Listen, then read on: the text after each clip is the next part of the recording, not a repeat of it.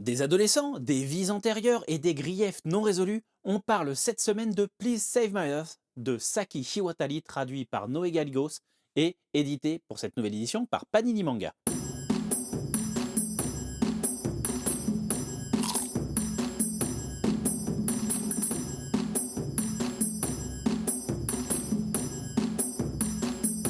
Alice est une lycéenne capable de communiquer avec les plantes et les animaux. Un jour, elle fait involontairement tomber du balcon son voisin Rin, un écolier farceur qui passe son temps à lui jouer des tours. Le jeune garçon survit miraculeusement, mais cet accident réveille une autre personnalité enfouie en lui. Alice fait aussi la connaissance de Jinpachi et Issei, deux camarades de lycée qui font des rêves liés à leurs vies antérieures et qui vont devenir la cible de Rin et de ses pouvoirs extrasensoriels. Alors, pourquoi cette réédition chez Panini Manga suscite-t-elle enthousiasme et espoir chez les fans de manga? J'ai une minute pour vous expliquer ça. C'est parti. Gros carton du magazine shoujo Hanato Yume dans les années 90, Please Save My Earth est une série de science-fiction aux personnages torturés et aux intrigues poignantes. Développant le thème populaire dans ces années-là des pouvoirs paranormaux, mais aussi de la réincarnation, Please Save My Earth est un manga palpitant. On découvre avec les personnages principaux des lycéens tout à fait banals, des enjeux surprenants et des dynamiques bouleversées par l'émergence des souvenirs de leurs vies antérieures. Entre secrets inavouables et amour contrarié, Saki Hiwatari développe une histoire passionnante sur fond de vengeance, tout en abordant des thèmes du quotidien assez lourds comme le harcèlement ou des problématiques queer.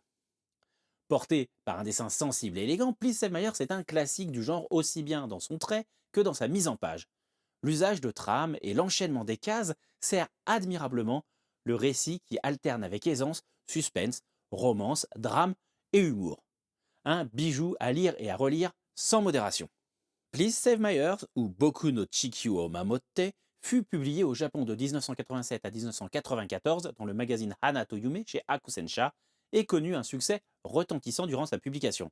Il a ainsi donné naissance à de nombreux produits dérivés, dont une série de 6 OAV, une mini-série animée directement diffusée via le circuit vidéo, remaniée plus tard en un film compilation, et même une série de 6 clips musicaux animés.